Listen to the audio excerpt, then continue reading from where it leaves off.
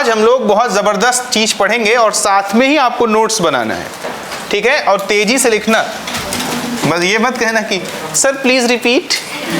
कुछ कितने मस्त प्यारे बच्चे होते हैं, कई बार मैंने, जैसे मालूम मैं किसी से कुछ पूछ रहा हूँ तो मैंने कहा हाँ भाई आप खड़े हो जाइए, आप बताइए, तो एक बच्चा होता है तो ये कहता है sir please repeat the question. मैं साले तू कर क्या रहा था इतनी देर से? 5 बच्चों से पूछ लिए, तुझे यही नहीं मालूम है कि मैंने पूछा क्या? तो देखें, आपको हेडिंग डाल दीजिए लॉ ऑफ इक्विवेलेंस। क्या हेडिंग डालेंगे सरकार? Law of equivalence. बात कम करेंगे। लॉ ऑफ इक्विवेलेंस को समझने से पहले हम लोग कई सारी बातें एक एक करके समझते हैं। अभी लॉ ऑफ इक्विवेलेंस के बारे में कुछ नहीं बोल रहा, हेडिंग डाल दो। लॉ ऑफ इक्विवेलेंस को समझने से पहले हम लोग समझ लेते हैं कि इक्विवेलेंट वेट क्या होता है। क्या समझ लेते हैं? तो इक्विवेलेंट वेट शॉर्ट में मैं इसी तरह से लिखूंगा। गौर पूर्वक देखिएगा, पीछे मैंने आपको बता रखा था कि एसिड के केस में, बेस के केस में और सॉल्ट के केस में, वो बहुत अधूरी नॉलेज मैंने आपको दे रखी थी। केवल कि नॉर्मेलिटी, मोलरिटी, यहाँ सब बेसिक्स का काम चल जाए, सिर्फ इसलिए दे रखा था। अब इक्विवेलेंट वेट के बारे में आपको गहरी जानकारी देते हैं।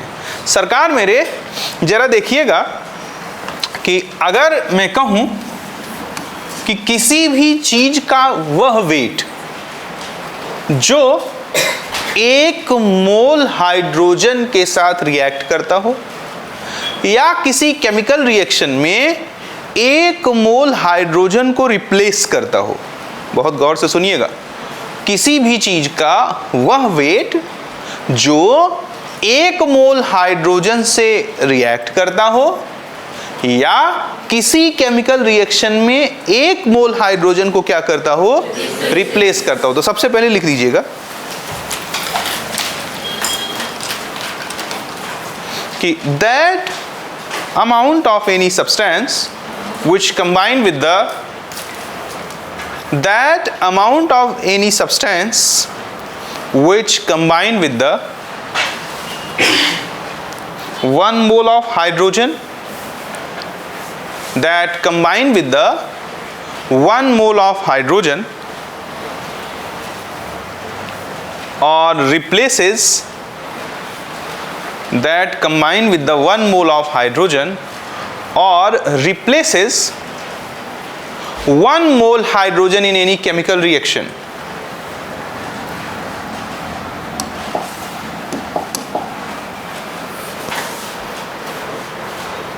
ठीक है?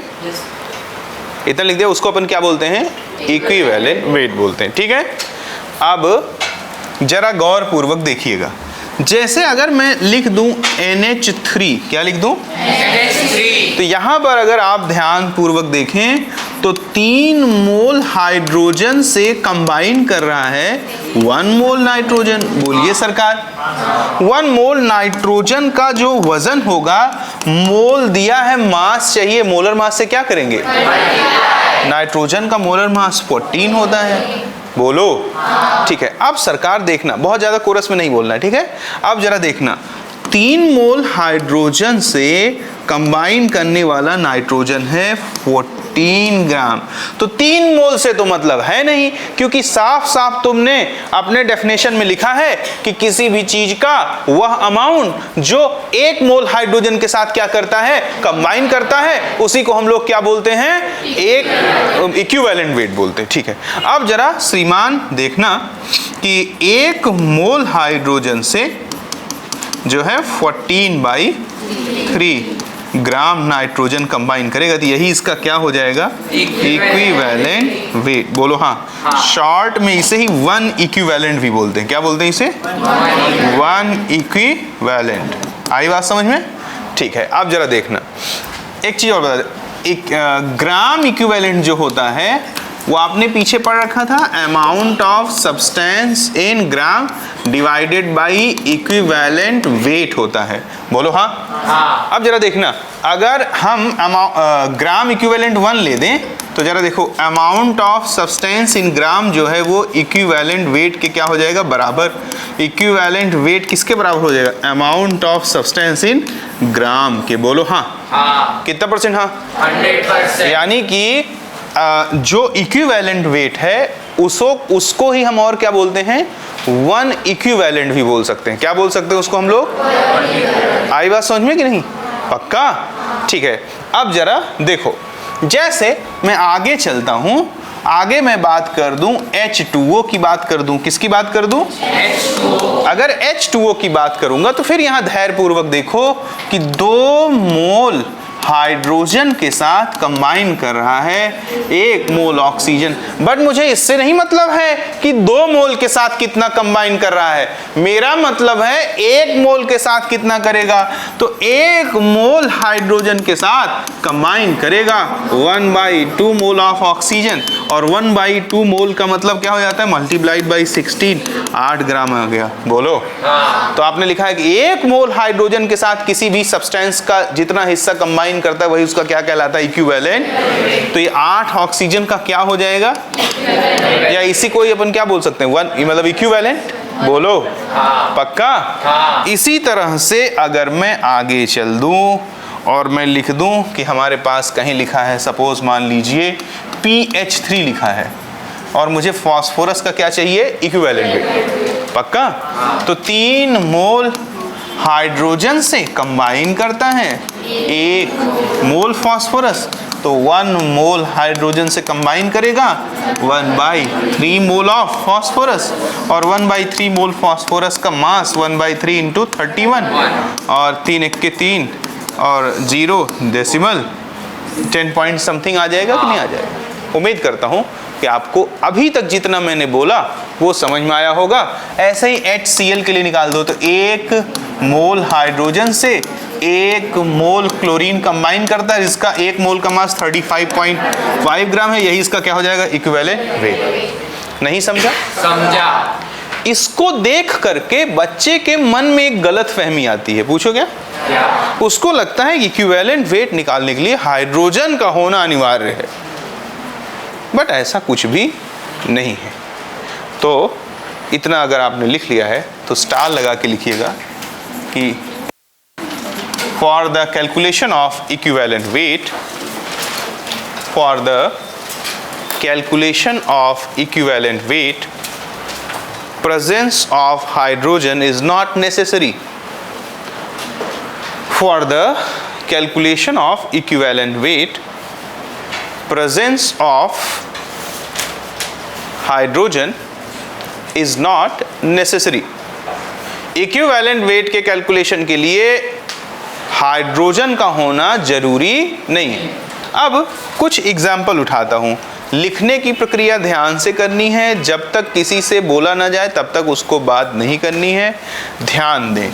जैसे मान लीजिए कि मेरे पास कहीं Al2O6 है, मेरे पास कहीं FeO है, मेरे पास कहीं Fe3O4 है, मेरे पास कहीं Fe2O3 है, या मेरे पास कहीं N2O5 है। मुझे इक्विवेलेंट वेट उन्हीं का चाहिए जिसके नीचे मैंने क्या कर रखा है, अंडरलाइन कर रखा है। क्या कर रखा है, अंडरलाइन। अब यहाँ तो हाइड्रोजन जो है कहीं दिख ही नहीं रहा है। तो अब लॉ ऑफ इक्विवेलेंस जो हेडिंग हमने डाला था, लॉ ऑफ इक्विवेलेंस ऑलरेडी मैंने तुम्हें समझा रखा है, फिर भी लिखना नहीं है, बोलूंगा, सिर्फ सुनना है। लॉ ऑफ इक्विवेलेंस कहता है कि दुनिया की सारी रिएक्शन या तो ग्राम इक्विवेलेंट के रेशियो में होती हैं या मिलीग्राम इक्विवेलेंट के रेशियो में। तो ऑल रिएक्शन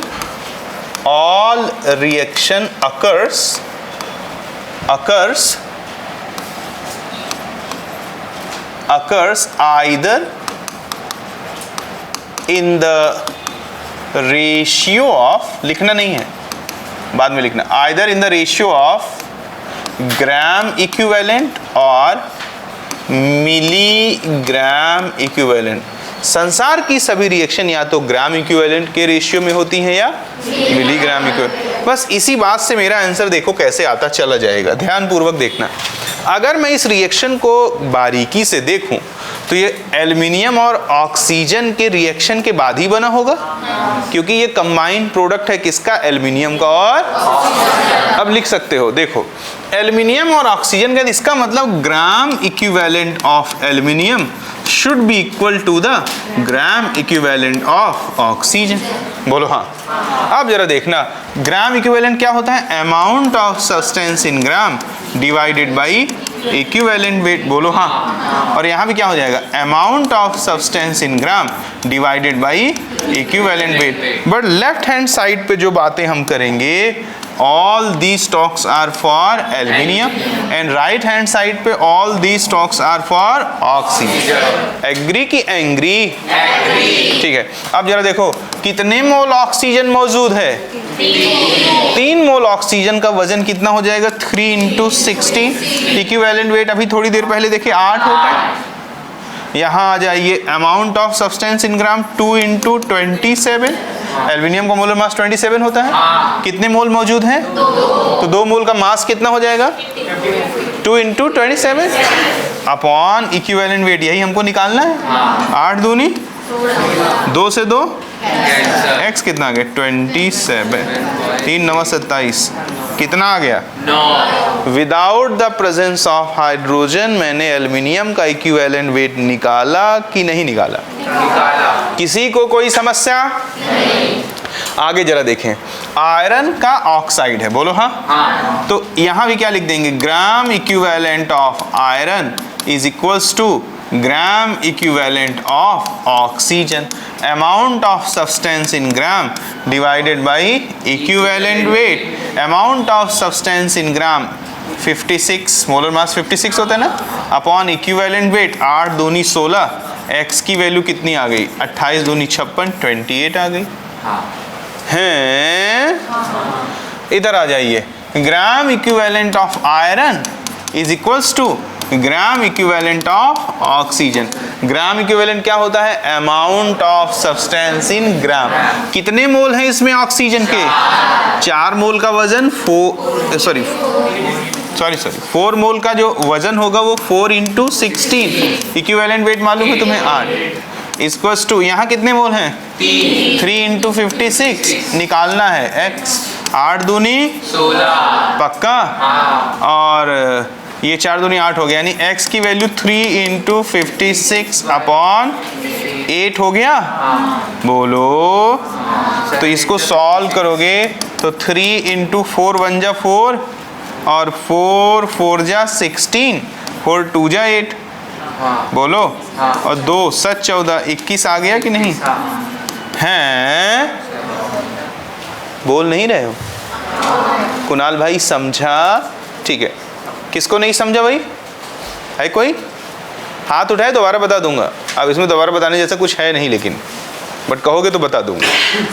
हाँ, हमें ऑक्सीजन का तो इक्विवेलेंट वेट पता है, इसलिए हम निकाल रहे हैं, लेकिन ऐसी वैल्यू देखिए जहाँ पे हमें पता ही नहीं रहा कि दूसरे का इक्विवेलेंट वेट क्या है, तो फिर कैसे निकालेंगे? ऐसा रहेगा ही नहीं, किसी न किसी सोर्स से एक के बारे में जानकारी रहेगी ही रहेगी। ऐसा हो जाएगा तब तो इम्पॉसिबल हो जाएगा कि नहीं। और आप टेंशन ना लो, आप धीरे धीरे अपन एक एक करके चलेंगे।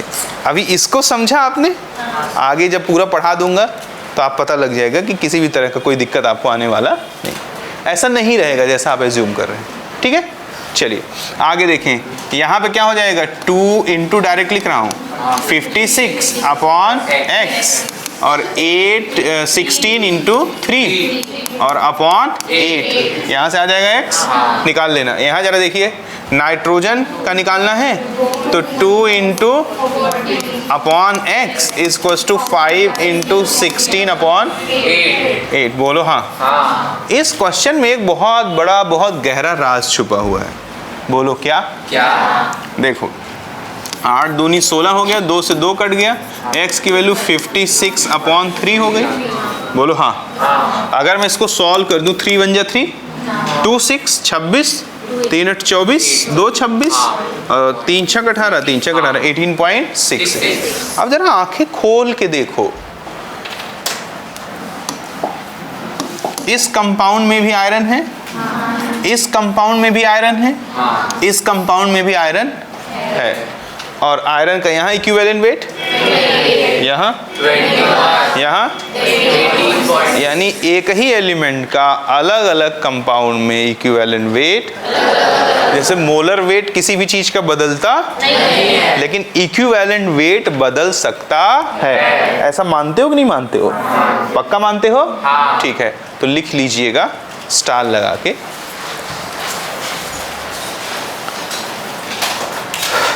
नोट करोगे इतना? थोड़ा जल्दी नोट करो। सर फिर हम ऑक्सीजन का हमेशा 8 क्यों देते हैं? फिर हम ऑक्सीजन का हमेशा 8 क्यों देते हैं? एक ही एलिमेंट का अलग अलग कंपाउंड में इक्विवेलेंट वेट अलग अलग हो सकता है, तो इसका ये मतलब नहीं कि एक नहीं हो सकता। समझे कि नहीं समझे? एक ही एलिमेंट का अलग अलग कंपाउंड में इक्विवेलेंट वेट अलग अलग हो सकता है, बट मैंने ये नहीं बोला है कि एक ही कंपाउंड का अलग अलग कंपाउंड में इक्विवेलेंट वेट एक ही नहीं हो सकता। कहें सर दोनों में समझ नहीं पाया, कोई बात नहीं, दोनों एक ही बात नहीं है।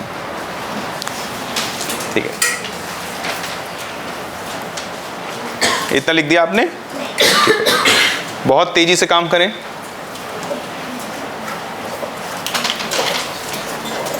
यहां सॉल्व कर देंगे। 8 2 जा 16, 2 से 2 कट जाएगा, 14/5। बोलो चंचल, इतना समझा है? ठीक है सरकारों, अभी सिर्फ मैंने तुम्हें तुम्हारा हाथ खोलना सिखाया है। सबसे पहले हेडिंग थी लॉ ऑफ इक्विवेलेंस, जो पहले से जानते हो। संसार की सभी रिएक्शन किस रेशियो में होती हैं? Either gram equivalent. दूसरा बात मैंने बताया व्हाट इज ग्राम इक्विवेलेंट, तो किसी भी चीज का वह मास जो हाइड्रोजन के 1 मोल से कंबाइन है। फिर मैंने सिखाया कि अगर हाइड्रोजन न दिया हुआ हो तो कैसे निकालें। फिर अब तीसरी बात मैंने सिखाया कि एक ही एलिमेंट का अलग अलग कंपाउंड में इक्विवेलेंट वेट अलग अलग हो सकता है। स्टार लगा के लिख दीजिएगा कि equivalent weight of a same element may be different in different compound.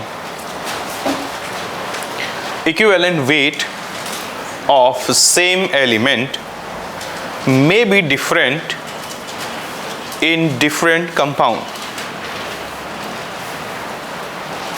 May be different in different compound.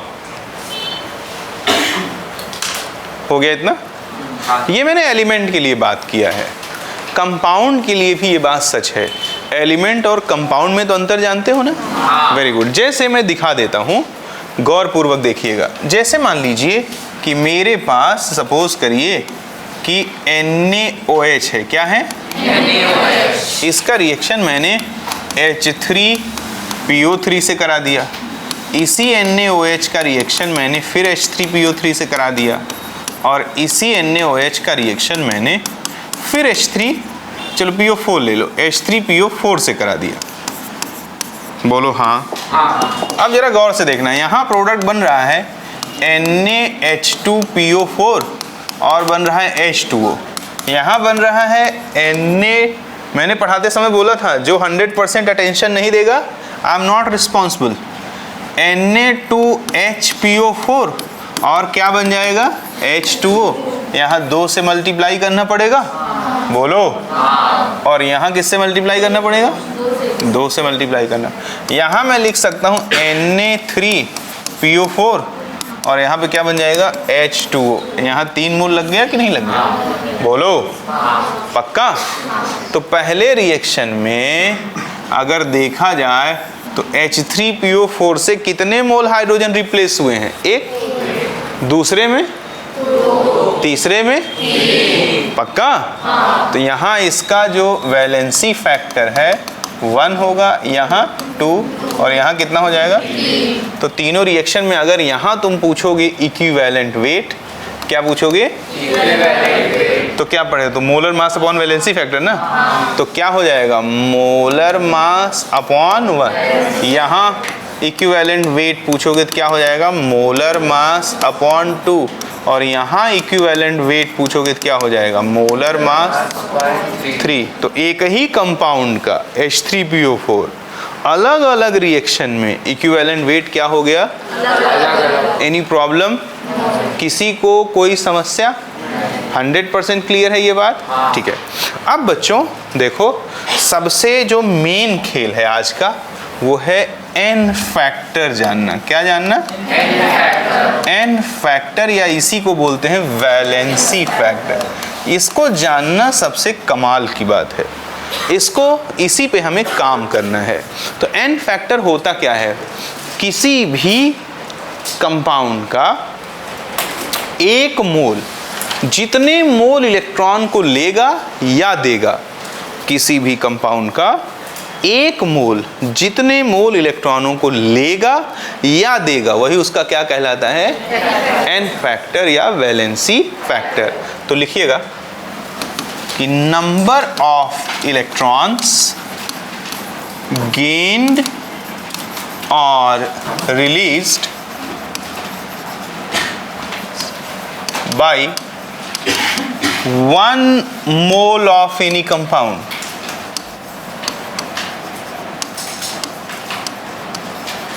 number of electrons gained or released by 1 mole of any compound is called its n factor। जरा इसको सोचो ध्यान से, तो ये वही बात कह रहा है कि नहीं, किसी भी कंपाउंड के एक मोल के द्वारा लिया या दिया गया जो इलेक्ट्रॉन होगा वही क्या कहलाएगा, एन फैक्टर कहलाएगा। रेडी हो सब लोग, मस्ती से रेडी हो, ठीक है।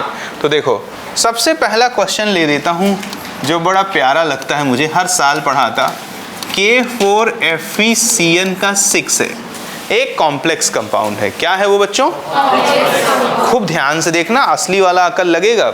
K4FeCN6, थोड़ा बहुत ऑक्सीडेशन नंबर वगैरह 11th में पढ़े थे, सबको आता है, बेसिक्स आते हैं या नहीं आते हैं, नहीं आते तो भी बता देना, मैं बता दूंगा, वैसे मैं बेसिक्स भी बताऊंगा। K4FeCN6 है, इसका ऑक्सीडेशन कराते हैं, क्या कराते हैं, तो ये कन्वर्ट हो जाता है Fe+3 में और कार्बन डाइऑक्साइड में, और NO3- में कन्वर्ट हो जाता है। किस में कन्वर्ट हो जाता है, तो हमसे कहता है कि इसका इक्विवेलेंट वेट क्या होगा। क्या पूछता है हमसे इसको, इक्विवेलेंट वेट हमेशा क्या होता है, molar mass upon valency factor या एन फैक्टर। अब जितने भी क्वेश्चन कराऊंगा किसी का मोलर मास नहीं लिखना है, सबका मोलर मास कितना मानना है, कैपिटल M मानना है। मान लो ऑप्शन नंबर 1 दिया है M/1, ऑप्शन नंबर 2 दिया है M/4, ऑप्शन नंबर 3 दिया है M/61, ऑप्शन नंबर 4 दिया है जो है M/60, 4 ऑप्शन दिए हैं। तो सबसे पहले फड़फड़ी में बैठा बच्चा अधूरे ज्ञान के साथ क्या करता है, देखो वो लिख देगा K4FeCN का 6 टूटेगा किसमें, 4K+ में, और किस पे टूट जाएगा, FeCN का 6 में और -4 में। उसको कहीं कहीं लिखा मिला रहता है कि किसी भी सॉल्ट का जो इक्विवेलेंट वेट होता है molar mass upon charge associated with cation या charge associated with anion. But हमने बोल रखा है कि वो बात क्या है, अधूरी है। कैसी बातें हैं वो, उनका रियलिस्टिक जीवन से ज़्यादा लेना देना नहीं है। रुकिए फ़ोन फ्लाइट मोड में डाल दूँ, नहीं तो रियलिस्टिक जीवन लाइफ से उनका कोई लेना देना नहीं है। अब जरा देखो, उसको लगेगा टोटल पॉजिटिव चार्ज कितना है, तो इसका इक्विवेलेंट वेट क्या हो जाएगा, M/4। इतना तो लगना चाहिए लोगों को, और तुरंत वो किस पे टिक कर देगा, ऑप्शन नंबर 2 पे, और सब कुछ खेल क्या हो जाएगा, खराब। तो वैलेंसी फैक्टर या एन फैक्टर के बारे में सिर्फ वही जानोगे आज के बाद जो मैंने बताया है कि किसी भी कंपाउंड का एक मोल, क्या बोला, किसी भी कंपाउंड का एक मोल जितने इलेक्ट्रॉन ले या दे वही उसका क्या कहलाता है, वैलेंसी। तो देखो गौरपूर्वक, ये था हमारा K4 FeCN का 6, ये टूट के क्या देगा 4K प्लस, और क्या दे देगा FeCN का 6 होल पे -4। ये ऑक्सीडाइज हो रहा है तो क्या क्या बनाया है Fe+3 CO2 और क्या बनाया है NO3 पे माइनस। गौर पूर्वक देखना, अब ये बात 11th में जो लोग पढ़े होंगे उनको आता होगा। साइनाइड पे -1 चार्ज होता है, मालूम है? CN माइनस होता है, ये जानते हो? ये सबको जानना चाहिए। अगर ये आप नहीं जानते हो तो अब जानो, ये बिल्कुल कंपल्शन है। 12वीं पास होने का प्रमाण है ये कि हम लोग CN पे माइनस चार्ज जानते हैं। देखो इसका ऑक्सीडेशन नंबर कितना मानेंगे X, तो ये कितना हो जाएगा 6 × -1, ये किसके बराबर हो जाएगा माइनस, X किसके बराबर आ गया +2। यानी आयरन यहाँ किस ऑक्सीडेशन स्टेट में है, ये सबको करना आता है, ठीक है। देखो आयरन +2 से कन्वर्ट हुआ +3 में, तो कितने मोल इलेक्ट्रॉन देगा? अब जरा देखो यहाँ साइनाइड है, CN पे -C ट्रिपल बॉन्ड N, यहाँ भी एक इलेक्ट्रॉन और यहाँ नेगेटिव चार्ज होता है। स्ट्रक्चर यही होता है साइनाइड आयन का, पक्का ना? ठीक है, सब तो जानते होगे ना भाई, उधर बोलने का मेरा इच्छा नहीं है। साइनाइड आयन चलो बोल देता हूँ। कार्बन के आउटर मोशल में 4 इलेक्ट्रॉन होते हैं, नाइट्रोजन के आउटर मोशल में 5 इलेक्ट्रॉन होते हैं। ये देखो इससे बॉन्ड बना लिया तो नाइट्रोजन का ऑक्टेट कंप्लीट हो गया। 2 3 4 5 6 7 8, बोलो हाँ। कार्बन के आउटर मोशल में 7 इलेक्ट्रॉन है, इसलिए जो नेगेटिव चार्ज है वो किसके पास जाएगा, कार्बन के पास, जिससे उसकी स्टेबिलिटी कंप्लीट हो जाए और उसके आउटर मोस्ट शेल में कितने इलेक्ट्रॉन हो जाए 8। उम्मीद करता हूँ अब समझ में आया होगा। ठीक है, पक्का समझ में आया? ठीक है, अब जरा देखिए यहाँ अगर देखें तो नाइट्रोजन 3 बॉन्ड बनाया है ना, तो जितने बॉन्ड उतने माइनस चार्ज आएगा, क्योंकि नाइट्रोजन की इलेक्ट्रोनेगेटिविटी कार्बन से क्या होती है, ज्यादा। चक्कर आना शुरू हुआ? भगवान की ये बिल्कुल 10वीं की बात है, एकदम छोटा बच्चा भी जानता है इन सब बातों को। ठीक है, नाइट्रोजन पे कितना चार्ज आ गया, माइनस, पक्का। और वो किस में कन्वर्ट हो चुका है, NO3 पे माइनस। यहाँ नाइट्रोजन पे कितना चार्ज है, +5। ये सबको आता है निकालना। X ऑक्सीजन पे 3 × -2, प्रति ऑक्सीजन पे -2 चार्ज होता है नॉर्मली, पेरोक्साइड में -1 और सुपर ऑक्साइड में +1। सालो सुपर ऑक्साइड -1/2 होता है। अबे O2 पे माइनस होता है ना, तो प्रति ऑक्सीजन पे -1/2 होगा कि नहीं, बोलो। ठीक है भाई, ऐसे थोड़ा सा रिस्पॉन्स करना पड़ेगा कि नहीं, नहीं तो शुरू होने से पहले मैं खत्म हो जाऊंगा। समझे कि नहीं समझे? काका गागा तो आना चाहिए ना। अब इधर जरा देखो तो इस पर कितना, ये बराबर किसके हो गया, -1 के, X = +5। किसको नहीं समझा, सबको समझा। ठीक है, तो यहाँ नाइट्रोजन किस में है, +5, यहाँ किस में है, जब कोई चीज -3 से +5 में जाएगा तो जरा तुम बताओ भाई वर्षा, बैठे बैठे कितने इलेक्ट्रॉन देगा, -3 से +5 में जाएगा 7 इलेक्ट्रॉन, 8। बैठ जाओ, शाबाश। कितने इलेक्ट्रॉन रिलीज करेगा, 1। प्रति नाइट्रोजन 1 करेगा। इसके 1 मोल में कितने नाइट्रोजन हैं, कितने, तो 1 करेगा 8, तो 6 कितना करेगा, × 6। हैं, चक्कर आ गया। ठीक है, अब आगे जरा देखो, C ट्रिपल बॉन्ड N, यहाँ पे कैसा चार्ज, माइनस, किस में कन्वर्ट हो रहा है, CO2 में। यहाँ कार्बन पे जरा देखो, जब ये तीनों इलेक्ट्रॉन खींचेगा तो इस पे -3 आया, तो इस पे +3 आता कि नहीं। तो जो किसी एटम पे टोटल चार्ज होता है वही उसका ऑक्सीडेशन नंबर होता है। चक्कर आ रहा है? ठीक है, तो टोटल चार्ज कितना है, +2 है ना, -3 में -1 जोड़ोगे लल्ला तो कितना आएगा, +2। यहाँ टोटल चार्ज कितना है, +4, पक्का ना। तो +2 से कोई चीज +4 में गया, कितना इलेक्ट्रॉन दिया, 1 ने 2 दिया, है कितने, 6। तो ये 6 कितना देगा, 12, पक्का। यानी जब इसका 1 मोल इनमें कन्वर्ट होगा तो टोटल कितने इलेक्ट्रॉन देगा, 1 + 8 × 48, 48 + 12 कितना हो गया, 61। तो इसका n फैक्टर कितना हो गया? नहीं समझा? तो इसका इक्विवेलेंट वेट कितना हो जाएगा? m/61। किसको किसको नहीं समझा? ध्यान से देख लो। समझा क्या? लिखो मत, ध्यान से पहले देखो। हर चीज को सबसे पहले ऑक्सीडेशन नंबर निकालना आना चाहिए, क्योंकि मैं बेसिक्स ऑक्सीडेशन नंबर पढ़ा रहा हूँ, जो मतलब एक 11वीं 12वीं पास किए हुए बच्चे को क्या रहता है, आता ही रहता है हर स्थिति में, उसमें कोई इश्यूज वाली बात नहीं रहती है। समझे क्या? बोलो, आता है? ठीक है। नहीं आता है तो एक लेक्चर डाल दूंगा इसके साथ, वो भी देख लेना भाई, और क्या कर सकते हैं। तो ये पूरा मैंने प्रोसेस किया। आपको अगर चक्कर आ गया तो बताइए, दोबारा रिपीट कर देता हूँ। चक्कर आ गया? बोलो, जोर से बोलो। ठीक है, एक और क्वेश्चन है। क्वेश्चन तो ढेर सारे हैं। एक और क्वेश्चन देखो, P4 है, ये 3 मोल OH आयन से पानी के प्रेजेंस में कंबाइन कर रहा है और बना दे रहा है 3H2PO2 पे माइनस और PH3 गैस रिलीज कर दे रहा है। क्या कर दे रहा है? PH3 gas. हमसे कह रहा है बताओ फॉस्फोरस का इक्विवेलेंट वेट क्या होगा। क्या कह रहा है मुझे? बताओ फॉस्फोरस का इक्विवेलेंट। तो तुम्हारा वाला क्वेश्चन आ गया कि नहीं? अब उसके लिए ये सब सीखना पड़ेगा। देखो, धैर्य पूर्वक बातों को सुनो, एक एक करके देखो। अगर मुझे फॉस्फोरस का इक्विवेलेंट वेट चाहिए तो मोलर मास मैंने बोला है हमेशा क्या मानना है, और नीचे क्या लिखा जाता है? n फैक्टर या वैलेंसी फैक्टर। यानी कि ओवरऑल टारगेट क्या है? वैलेंसी फैक्टर निकालना। क्या टारगेट है? बाकी सब अपने आप आता चला जाएगा। तो देखो, मैं मून रेड कर देता हूँ इसका। गौर पूर्वक खूब ध्यान से एक एक बात को सुने। यहाँ पर फॉस्फोरस पर चार्ज कितना है? ये तो मानते हो। अब फॉस्फोरस दो जगह है, एक तो यहाँ है और एक यहाँ है।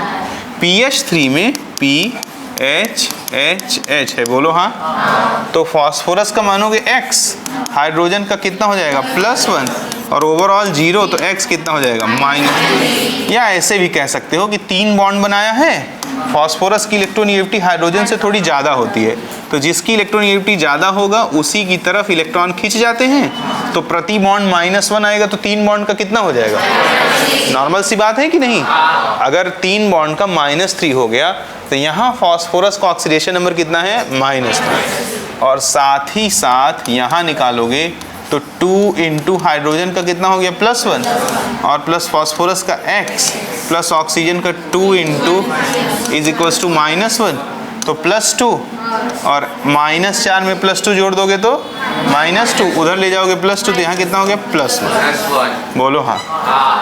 कितना %? हाँ। यानी कि P4 जिसमें से 3 फॉस्फोरस किसमें कन्वर्ट हो रहे हैं? फॉस्फोरस +1 में। भाई इसमें से 3 इसमें कन्वर्ट हो गए ना, और एक फॉस्फोरस किसमें कन्वर्ट हो रहा है? -3 में। बोलो हाँ। तो जब 3 फॉस्फोरस +1 में कन्वर्ट हो रहे हैं तो कितना इलेक्ट्रॉन दिए होंगे? 3, क्योंकि एक फॉस्फोरस 0 से +1 में जाएगा तो कितने इलेक्ट्रॉन देगा? तो 2 फॉस्फोरस 0 से +1 में जाएगा तो कितने इलेक्ट्रॉन देगा? 3 फॉस्फोरस 0 से +1 में जाएगा तो कितने इलेक्ट्रॉन देगा? इसलिए मैंने क्या बोल दिया? कितने इलेक्ट्रॉन देगा? 3। आपको समझा कि नहीं? ठीक है, अब इधर देखिए, और एक फॉस्फोरस ले कितना रहा है? इसी को केमिस्ट्री में बोलते हैं डिस्प्रपोर्शनेशन रिएक्शन। क्या बोलते हैं? Disproportionation reaction. जब भी कभी किसी कंपाउंड में एक ही एलिमेंट का ऑक्सीडेशन हो और उसी एलिमेंट का क्या हो जाए, तो वहां हम उसे क्या बोलते हैं? अब थोड़ा सावधान हो जाओ, क्योंकि अब जो है बहुत इंपॉर्टेंट है बात को समझना। पूछो कैसे? डिस्प्रपोर्शनेशन रिएक्शन में लिया और दिया गया इलेक्ट्रॉन सेम है? अगर सेम है तब तो कोई दिक्कत नहीं। अगर लिया और दिया गया इलेक्ट्रॉन सेम ना हो तो बहुत बड़ी दिक्कत होती है। अगर सेम है तो जितने इलेक्ट्रॉन ले या दे रहा है वही क्या कहलाएगा, वैलेंसी फैक्टर। यानी यहाँ पर जो n फैक्टर की वैल्यू है वो कितनी हो गई, 3। बट अगर मान लो ये n1 होता और ये n2 होता, बहुत भारी बात है।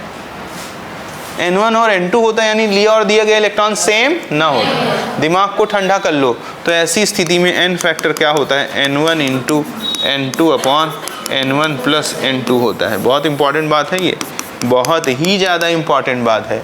जब किसी डिसप्रपोर्शनेशन रिएक्शन में लिया और दिया गया इलेक्ट्रॉन सेम है तब तुम्हें कोई दिक्कत लेने की ज़रूरत नहीं है। वैलेंसी फैक्टर लिए या दिए गए इलेक्ट्रॉन के क्या हो जाएगा, बराबर। बट अगर वो बराबर नहीं है तो ऐसी स्थिति में आपको इससे निकालना पड़ता है क्या, n फैक्टर। क्या मैं उम्मीद करूं आपको समझ में आया? अभी क्वेश्चन में अप्लाई करूंगा तो आपको और अच्छे से समझ में आ जाएगा। आई बात समझ में? कितने क्वेश्चन हो गए, 2। एक क्वेश्चन फोन में है, उसके बाद बहुत सारे क्वेश्चंस पीडीएफ में हैं, 1 बाय 1 करके सॉल्व करेंगे। एक क्वेश्चन और लिख देते हैं। जैसे मान लीजिए कि हमसे कहता है कि K2 है, Cr2 है, O7 है।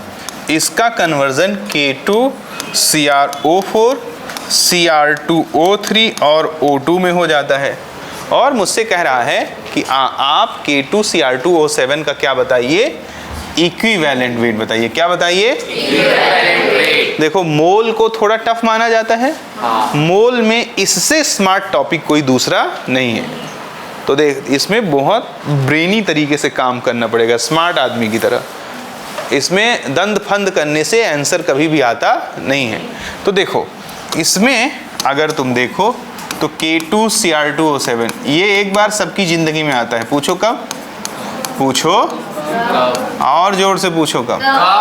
जब सबके शादी के कार्ड छपते हैं तो उसमें चमकीले कलर से जो लिखा रहता है नाम वगैरह, शादी कार्ड में लिखा रहता है ना कि मेरी बुआ की शादी में जलूल जलूल आना, तो वो जो चमकीले कार्ड से लिखा रहता है वो किसका इस्तेमाल होता है, K2 Cr2O7। तो आप सबके जीवन में केमिस्ट्री में कुछ आए ना आए, ये एक बार जरूर आएगा और उसके बाद जीवन की लंका लग जाएगी। ठीक है, तो चलिए आगे देखते हैं। यहाँ अगर हम लोग देखें तो क्रोमियम का 2x प्लस 7 ऑक्सीजन का कितना मानना है, -2 equals to -2 x equals to +6। Chromium का ऑक्सीडेशन नंबर कितना आ गया, +6। यहाँ जरा देखो, अगर यहाँ देखें तो ये भी टूटेगा 2k प्लस CrO4 पे -2। यहाँ मानोगे x plus 4 into -2 equals to -2, x equals to कितना आ गया, +6। यानी कि एक क्रोमियम है। देखो लेफ्ट हैंड साइड पे जब इसका 1 मोल था, कितने मोल था, 1 मोल। तो उसमें कितने मोल क्रोमियम है, 2 ना। ध्यान पूर्वक देखो, अबे कंपाउंड के 1 मोल में क्रोमियम का कितना मोल है, 2। पक्का ना, कितना परसेंट पक्का, 100%। वो जो 2 मोल क्रोमियम है वो किस में है, +6 में। किस में है, +3 में। तो 1 मोल क्रोमियम जो है वो तो +6 में ही है। यानी इसलिए ना तो इलेक्ट्रॉन लिया और ना ही इलेक्ट्रॉन दिया। अबे हाँ तो बोल।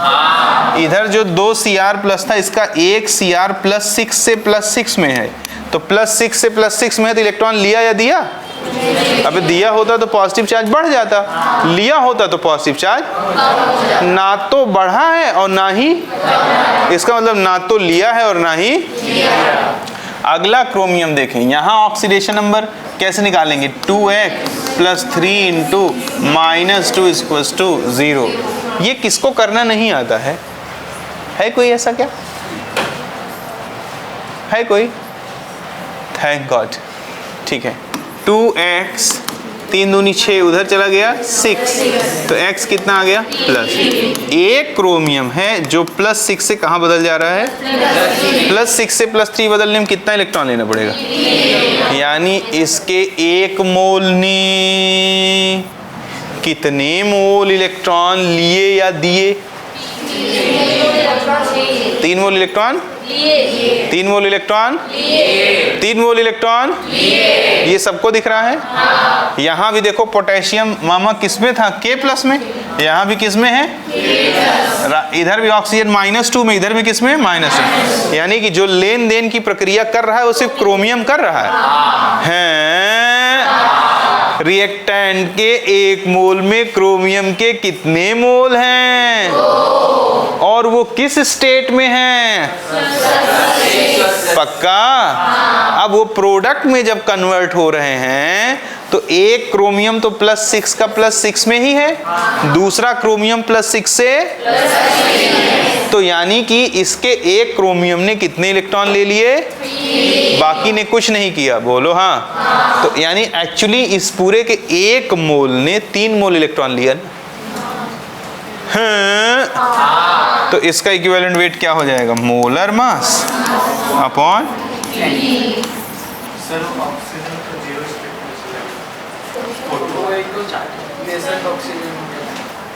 ऑक्सीजन किस में चला गया,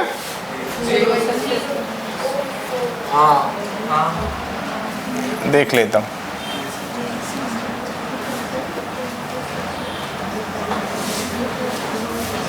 हाँ तो इसके इधर देखो, इधर जो K2Cr2O7 है ये किसी से रिएक्ट कर रहा होगा, तभी तो उसका कन्वर्जन इसमें हो रहा होगा। इसके 7 मोल ऑक्सीजन ये देखो यहीं 4 और 3 7 में कंप्लीट हो जा रहे हैं कि नहीं, बोलो। तो ये किसी और से आया है, इसका इक्विवेलेंट वेट की बात कर रही है ना, तो इसके इक्विवेलेंट वेट के लिए इसी की चीजों को देखेंगे ना। Is that clear? जिसने पूछा था अच्छी बात पूछी, उसको जवाब मिला। हाँ पक्का, ठीक है। तो आगे हम लोग अब चलेंगे और थोड़ा अच्छे से क्वेश्चन करेंगे। तो देखिए क्वेश्चन का सिलसिला शुरू होने से पहले आप सांसों को रोक लें और नज़र को टोक लें। देखें, इतने प्रैक्टिस करा दूंगा कि मुझे लगता है उसके बाद आना चाहिए। हाँ, उसके बाद अगर किसी को ऑक्सीडेशन नंबर निकालना नहीं आता तो एक और सपोर्ट करूंगा। उसके बाद भी अगर नहीं आएगा, ऐसा हो ही नहीं सकता, उसके बाद आपको आएगा, कॉन्फिडेंट रहिए। आप कुछ पूछ रही थी, ठीक है, चलिए। ओए कहाँ गया बे, इधर आ गया। चलो भाई लोगों, आपके सामने एक रिएक्शन है, कहता है the equivalent mass of AS2S3 in the following reaction. हमें जिसकी बात कर रहा है अपना फोकस लगातार उसी पे बना के रखना है। इस पूरे रिएक्शन में किसका इक्विवेलेंट वेट पूछ रहा है, आओ देखते हैं। AS2S3 को पहले तोड़ डालो, डंडे से तोड़ोगे मार मार के, दिमाग से तोड़ना है। 2AS + 3S पे, समझा सबको? अब जरा देखो, यहाँ पे आर्सेनिक है और यहाँ पे सल्फर है, पक्का ना? तो जरा देखो, आर्सेनिक, इसके 1 मोल में आर्सेनिक के कितने मोल हैं, पक्का ना? अब यहाँ आर्सेनिक का ऑक्सीडेशन नंबर निकालना जरा, 3Na+, बोलो हाँ, प्लस AsO4 पे माइनस, यहाँ हमने कॉमन किया x + 4 × -2 = -3, x = पक्का। यानी कि आर्सेनिक जो है +3 से कहाँ जा रहा है, जोर से बोलिए, कितने मोल इलेक्ट्रॉन देना पड़ेगा? 3 से कोई चीज 5 में कन्वर्ट हो गया, 2 मोल इलेक्ट्रॉन देना पड़ेगा ना, ठीक है। तो 1 को देना पड़ेगा 2, इसके 1 मोल में इसका कितना मोल है, 2, तो इसके 2 मोल को कितना देना पड़ेगा, पक्का ना? यानी आर्सेनिक के द्वारा दिया गया इलेक्ट्रॉन कितने मोल है, 4। आवाज नहीं आई। अब देखो, सल्फाइड आयन है, किसमें कन्वर्ट हो रहा, सल्फर किसमें कन्वर्ट हो गया, SO4 - 2 में, +2Na+? बोलो यार, चक्कर आ रहा है? आएगा चक्कर आएगा, उसका इलाज करना पड़ेगा। यहाँ सल्फर का ऑक्सीडेशन स्टेट +6 है, -2 से सल्फर कहाँ गया? -2 से +6 जाने में कितना इलेक्ट्रॉन देना पड़ेगा? कितना? भाई 2 दे देगा तो 0 हो जाएगा, और 6 और दे देगा तो +6। तो यहाँ कितना लिख दोगे? 8। बोलो हाँ। दीदी इसके 1 मोल में सल्फाइड के कितने आयन हैं? तो 3 आयन के द्वारा दिया गया इलेक्ट्रॉन। पक्का ना? कितना % पक्का?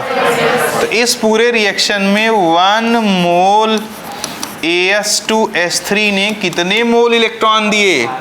4 और 24। कितने हो गए? अब तुमने पढ़ रखा है कि किसी भी कंपाउंड के 1 मोल के द्वारा, क्या पढ़ रखा है? लिया या दिया गया इलेक्ट्रॉन क्या कहलाता है? वैलेंसी। तो कितना आ गया वैलेंसी फैक्टर? तो इक्विवेलेंट वेट नहीं समझा?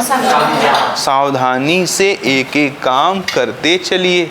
एक बार देखिए, कुछ पूछना तो नहीं है? 15 सेकंड देता, देख लीजिए।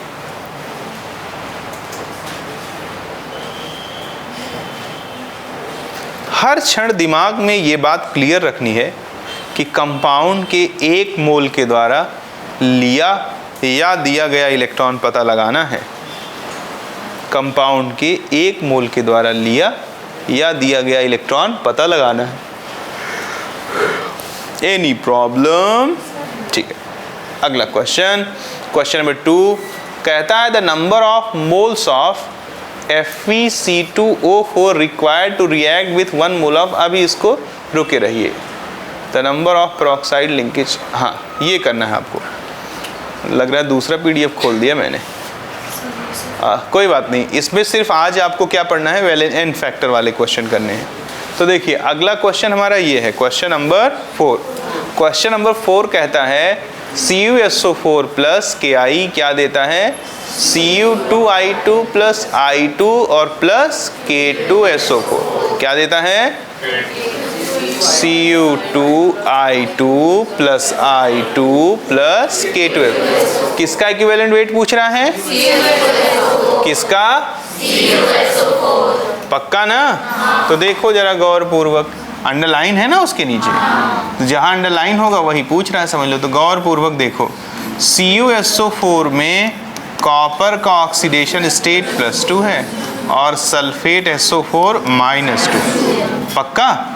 अब जरा गौर से देखो, कॉपर किस में कन्वर्ट हो गया? Cu2I2 में, और सल्फेट आयन में ही है। बोलो हाँ। यानी इसमें कोई चेंज, यानी इसका कोई रोल, सारा रोल किसका है? कॉपर का। Cu2I2 को जब तोड़ोगे तो ये मिलेगा तुमको Cu2 +2 और +2I पे माइनस। बोलो हाँ। तो Cu +2 किस में कन्वर्ट हो गया? Cu2 +2 में। बोलो हाँ। यहाँ एक कॉपर पे कितना पॉजिटिव चार्ज है? और यहाँ प्रति कॉपर 2 कॉपर पे +1 है। अबे 2x = +2, तो एक पे कितना हो जाएगा? +1। 2 कॉपर पे +2 है ना, तो एक कॉपर पे कितना हो जाएगा? यानी ये +2 से कहाँ बदला? तो कितना इलेक्ट्रॉन लिया? अब बाकी सल्फेट वाले हिस्से ने इलेक्ट्रॉन का लेन देन किया नहीं था, किसने किया था? यानी इस पूरे कंपाउंड के 1 मोल ने कितने मोल इलेक्ट्रॉन लिए या दिए? तो आंसर क्या हो जाएगा? नहीं समझा? पक्का? हाँ। ठीक है, आगे चलेंगे, अगला क्वेश्चन देखें। अगले क्वेश्चन में बहुत जबरदस्त क्वेश्चन है, खूब ध्यान से सुनना। अगले क्वेश्चन में कहता है 6 मोल NaOH है, 3 मोल क्लोरीन से रिएक्ट कर रहा है और 5 मोल NaCl और NaClO3 और H2O बना रहा है। n फैक्टर ऑफ NaOH, जो अधूरी जानकारी है वो कह देगा NaOH टूट करके क्या देता है? Na+, और खट से कह देगा कि उसका n फैक्टर कितना है? 1, और 1 देखो ऑप्शन नंबर A में लिखा भी हुआ है। बट ये मत समझने को सही लिखा है। समझे कि नहीं समझे? तुमने केमिस्ट्री सीखी तो तुमको केमिस्ट्री किसने सिखाया? पक्का ना? आवाज़ नहीं आई? तो दोनों बातें एक ही हुई ना। आपने अच्छे से सीखी क्योंकि मैंने अच्छे से सिखाया। अब वही बात को यहाँ लागू कर दो। देखो यहाँ NaOH के बदलाव को पकड़ना कठिन हो रहा है क्योंकि कहाँ गया O, किस में गया? यहाँ भी -2 में, यहाँ भी -2 में। बोलो। तो हम यहाँ क्लोरीन की बदौलत काम करेंगे। किसके बदौलत? क्लोरीन। यहाँ पर टोटल देखो जरा 3Cl2 है।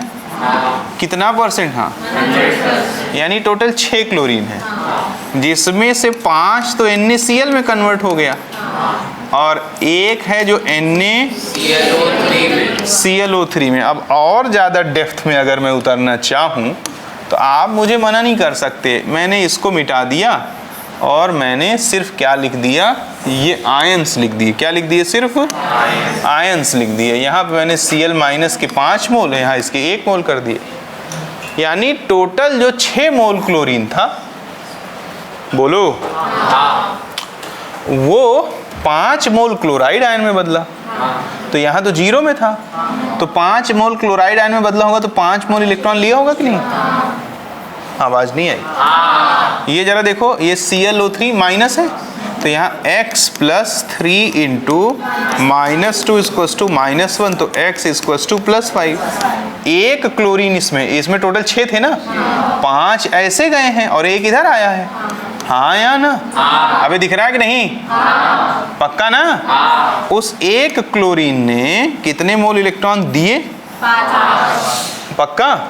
यानी कि इसके एक क्लोरीन ने 5 मोल इलेक्ट्रॉन दिया और उसके 5 क्लोरीन ने टोटल 5। पक्का? यानी जो टोटल लेन देन इलेक्ट्रॉनों का हुआ वो कितने का हुआ? 5। बोलो कितना %? 100%। ऐसा मान सकते हैं कि नहीं? हैं? हाँ बोलो, बी लॉजिकल। हाँ बोलो बोलो।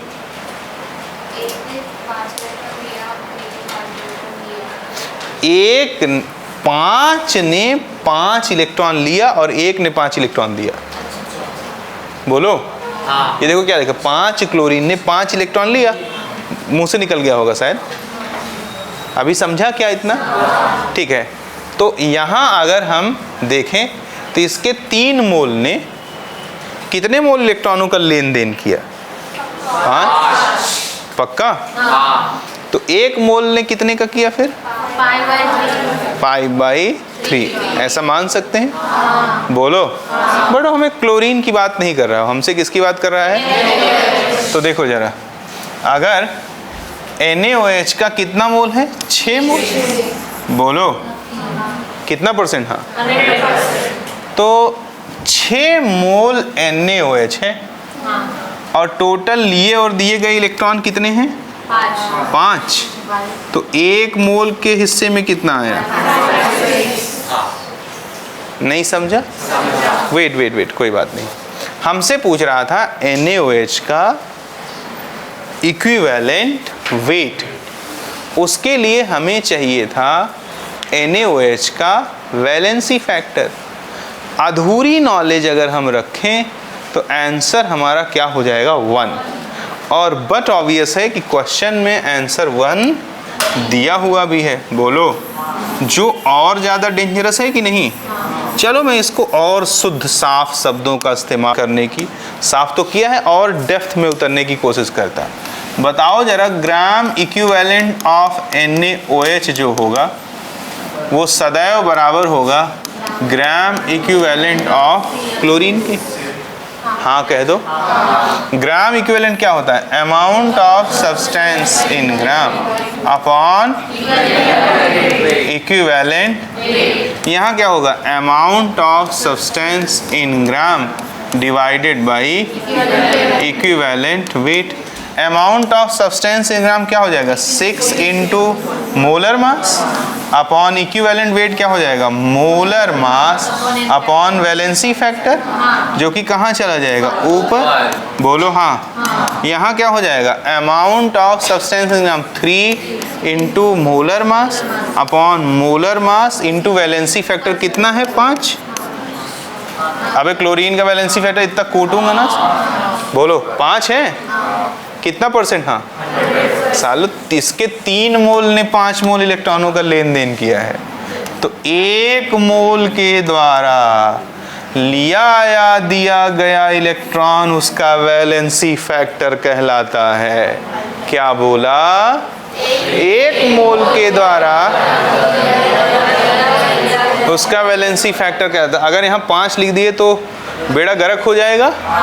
यहाँ क्या लिखना पड़ेगा, क्या लिखना पड़ेगा 5/3, बोलो कितना परसेंट, हाँ m से m, m से m, 3 से 3, तो n फैक्टर कितना आ गया 5/6। अबे अब तो हाँ कह दे, वही डायरेक्ट कर रहा था मैं, नहीं समझा, चक्कर आ गया। चक्कर तो आएगा और चक्कर तो लाना पड़ेगा, क्योंकि सीखना है तो करना पड़ेगा। पहले पुरानी नोट्स चेक कर लेना, बोलो इस क्वेश्चन को दे दो तो सबका NaOH का n फैक्टर कितना आ जाएगा 1, क्योंकि सब लोग यही पढ़े रहते हैं क्या कि number of OH ion released by पर मोल ऑफ मॉलिक्यूल, तो NaOH का 1 मोल जो है 1 मोल OH आयन देगा, तो n फैक्टर 1 हो जाएगा। लेकिन ऐसा सोचना अनैतिक है। क्या है, एक ही कंपाउंड का अलग अलग रिएक्शन में इक्विवेलेंट वेट अलग अलग हो सकता है। ध्यान पूर्वक देख लें, यदि ना समझ में आया हो तो मैं एक बार और रिपीट कर दूंगा। Do you have any cross question? ये मत कहें सर सब क्रॉस ही क्रॉस है यार, आपने तो मेरा तेल निकाल दिया। मैंने तो सोचा था कि बहुत आसान सी बात होगी, तेल निकल गया। बट देखो मेरी एक आदत है जो कुछ अच्छी भी है कुछ ख़राब भी है। पूछो क्या?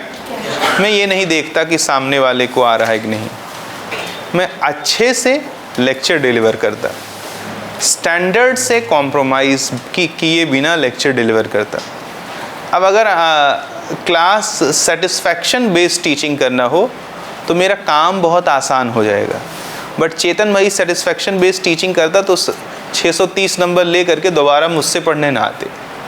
कहीं ना कहीं उनको मेरी टीचिंग स्किल पे भरोसा है, तब दोबारा आए होंगे पढ़ने।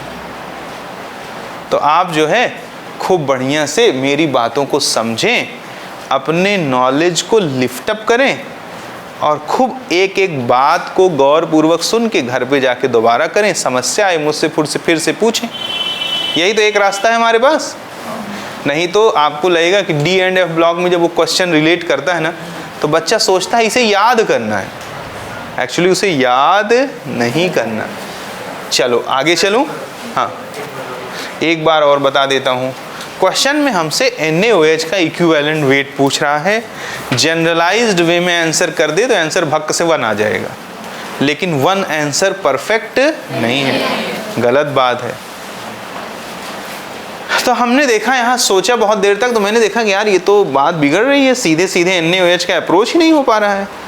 तो तुरंत मैंने दिमाग लगा दिया। मैं जानता हूँ कि लॉ ऑफ इक्विवेलेंस कहता है कि दोनों के जो ग्राम इक्विवेलेंट्स हैं वो आपस में क्या होंगे, मैंने धड़ अब सब कट जा रहा है, ये भी देख लो, कुछ तुमको वो रॉकेट साइंस नहीं लगानी है। मैंने चेक किया कि 3 मोल क्लोरीन जो है वो कितने मोल टोटल इलेक्ट्रॉन का लेन देन कर रहा है, 5। जिस 3 मोल यानी 6 क्लोरीन में 5 क्लोरीन ऐसे हैं जो एक इलेक्ट्रॉन लेके Cl- बना दे रहे हैं, और 1 क्लोरीन है जो 5 इलेक्ट्रॉन देके Cl+ बना ले रहा है। तो मैंने देखा 3 मोल क्लोरीन ने 5 मोल इलेक्ट्रॉन दिया, तो प्रति मोल क्लोरीन कितना इलेक्ट्रॉन देगा, तो मुझे वैलेंसी फैक्टर पता लग गया, ऊपर 5/3 लेके चला गया, और बस उसके बाद सब कट गया, सब कट गया। लोला क्वेश्चन हो गया एकदम, कोई दम नहीं है इसमें। अबे NaOH का मोलर मास से NaOH का मोलर मास कट जाएगा कि नहीं? और ये Cl2 के मोलर मास से Cl2 का मोलर मास कट जाएगा कि नहीं कट जाएगा? खट से आ गया मेरे को n फैक्टर NaOH का कितना आ गया 5/6। तब जाके मुझे थोड़ा चैन आया। क्या आया? चैन। ठीक है, अब अगला क्वेश्चन। मुझे तो चैन आ गया, तुम्हें चैन नहीं आने दूंगा इतना। हाँ ये देखो क्वेश्चन नंबर 7। पिछले जो क्वेश्चंस हैं वो भी आप करेंगे, बट आज का टारगेट सिर्फ क्या पकड़ना है? Valency factor. देखिए अगर हम लोग देखें इसमें तो m जो है 0.25O से कहाँ कन्वर्ट हो जा रहा है? m। यानी यदि मैं यहाँ ऑक्सीडेशन नंबर निकालना चाहूँ m का तो 0.25 इंटू x ऑक्सीजन का -2 इक्वल्स टू 0। तो x कितना आ गया? 2/0.25 और इसको काटेंगे तो ये 0 हो जाएगा। 25 8 200 है। इधर आओ जरा, x -2 x इक्वल्स टू +2। 8 से कहाँ हो गया? किसी का ऑक्सीडेशन नंबर अगर 8 से मेरे प्यारों +2 में बदल रहा है तो उसने कितने मोल इलेक्ट्रॉन लिए? पक्का ना? m +8 से दीदी m +2 में चला गया। कितने मोल इलेक्ट्रॉन लिया? 6। अगर इसने 6 मोल इलेक्ट्रॉन लिया मेरे प्यारे सरकार, तो यानी कि इसके 1 मोल के द्वारा लिया गया इलेक्ट्रॉन कितना है? 6। तो अगर इसके 1 मोल के द्वारा लिया गया इलेक्ट्रॉन कितना है? 6। तो वही उसका क्या हो जाएगा? Valency factor. बोलो। ऊपर ऑप्शन में एक भी ऑप्शन मैच नहीं कर रहा है। ठीक है, फिर से चेक कर देते हैं। 0.25 ये 0.25 है ना, और यहाँ पे कितना हो गया? ये 1 हो गया। बोलो। तो 0.25 into x -2 is equals to 0। तो x इक्वल्स टू कितना आ गया? 200 डिवाइड बाई 25। 25 8 200। ठीक है, यहाँ +2 आ गया, यानी कि इसके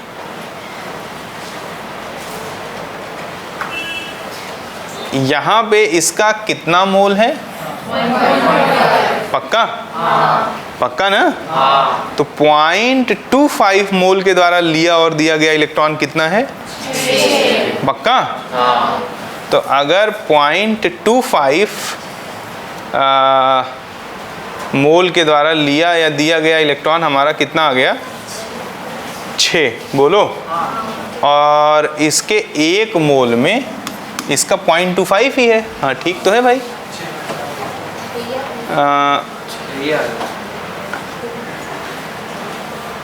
6 को 1 से मल्टीप्लाई करेंगे क्या फिर? क्यों? क्योंकि 1 मोल में तो वो 0.25 ही है ना।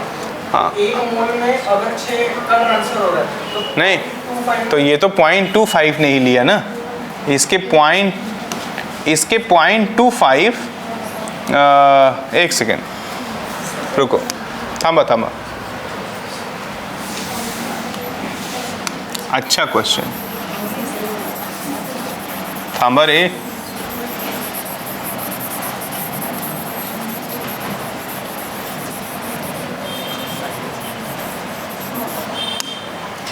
देखो सरकार, ठंडे पड़ गए?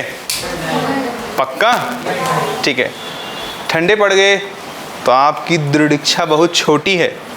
फिर आप वही पढ़ाने के 2 मेथड होते हैं, और एक मेथड ऐसा है जिसमें बहुत मज़ा आता है बट सीखता कुछ नहीं है आदमी। सिलेक्शन बेस्ड प्रक्रिया वो नहीं है। एक मेथड है जिसमें अपन चीज़ों को लेकर के थोड़ा स्ट्रगल करते हैं, सोचते हैं, दिमाग पे थोड़ा जोर देते हैं, चीज़ों को समझते हैं, ऐसी स्थिति में सीखते हैं। देखिए, अगर हमसे इसका n फैक्टर पूछ रहा है तो हमें पता लगाना है कि इसके 1 मोल ने कितने मोल इलेक्ट्रॉन लिए या दिए। बोलो। ठीक है, तो अब हम सबसे पहले यहाँ मेटल का क्या पता लगा लेते हैं? Oxidation state. तो जरा देखो, इसके 1 मोल में मेटल का 0.25 मोल है ना, बोलो। तो जरा देखें, और यहाँ मेटल 1 मोल है, वही गड़बड़ हो गया था।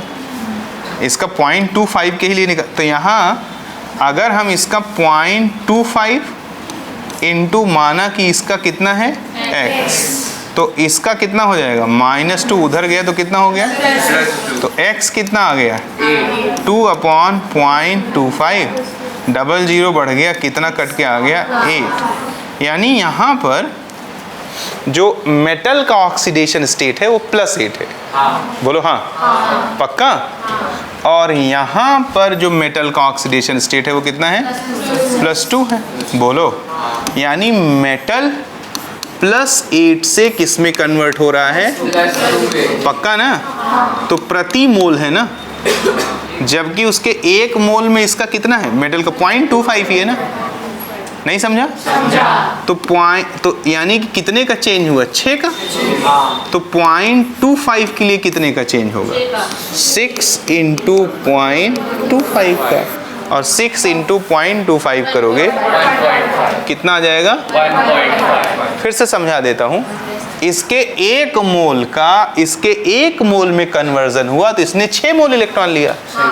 एक केला 6 रुपए का था, तो 0.25 0.25 केला कितने का हो जाएगा, 0.25 इंटू 6, पक्का ना।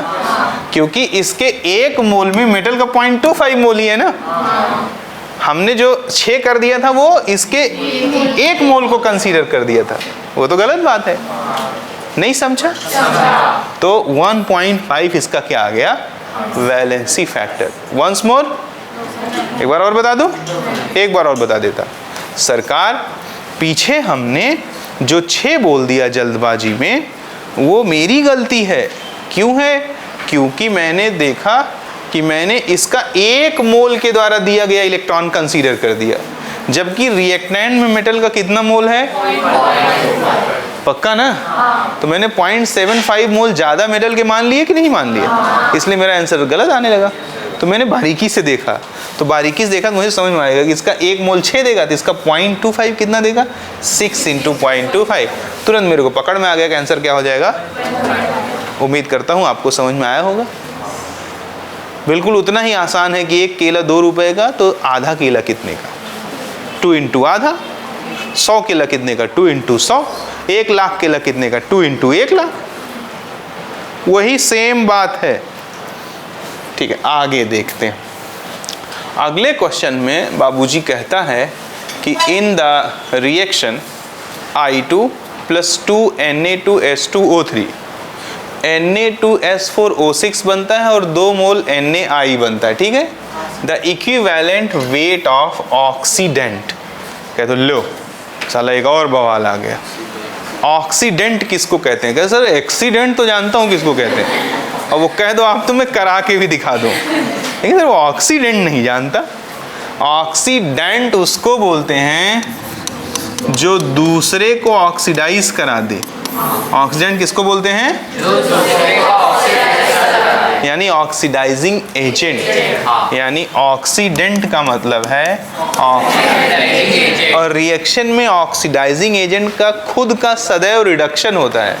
ये जानते हो, बचपन से पढ़े होगे। हाँ उनको बुलाओ, नींद आ गई, सो जाओ सो जाओ। भाई कैसे कैसे आदमी बैठे हैं, सो रही हो तुम। ऑक्सीडेंट का क्या होता है, ऑक्सीडाइजिंग एजेंट, और जो ऑक्सीडाइजिंग एजेंट होता है उसका खुद का क्या होता है, यानी कि रिडक्शन किसको बोलते हैं, गेन ऑफ इलेक्ट्रॉन। पक्का 8वीं 9वीं से पढ़ाया जाता है, 11वीं 12वीं का भी नहीं। गेन ऑफ इलेक्ट्रॉन रिडक्शन और लूज ऑफ या रिलीज ऑफ इलेक्ट्रॉन इज, यानी कि हमें पता लगाना है कि which one is oxidising agent, यानी किसका खुद का रिडक्शन हो रहा है। तो देखो I2 है और ये 2 Na2S2O3 है, बोलो हाँ। ये किस में कन्वर्ट हो रहा है, Na2S4O6 और 2 मोल NaI, बोलो हाँ। यहाँ I2 0 में था, यहाँ -1 में। इसका खुद का क्या हो गया, यानी यही क्या है? ऑक्सीडेंट है। यानी यही क्या है? ऑक्सीडाइजिंग। यानी तुम्हें इसी का क्या पता लगाना है? Equivalent weight. तो देखो 2I2 किस में कन्वर्ट हो रहा है? 2I माइनस में, तो कितने मोल इलेक्ट्रॉन लेगा? यानी इसके 1 मोल में कितने मोल इलेक्ट्रॉन लिए? तो बहुत छोटी बात है, नहीं समझा? ठीक है, आगे चलें। आगे चलेंगे। ये कुछ और ही ले लिया क्या मैंने आज? रुको, फिर भी मिलते जाएंगे। नेक्स्ट क्वेश्चन देखें, आपके सामने है। अभी इसको कहाँ करा रहे? दूसरे नंबर का क्वेश्चन।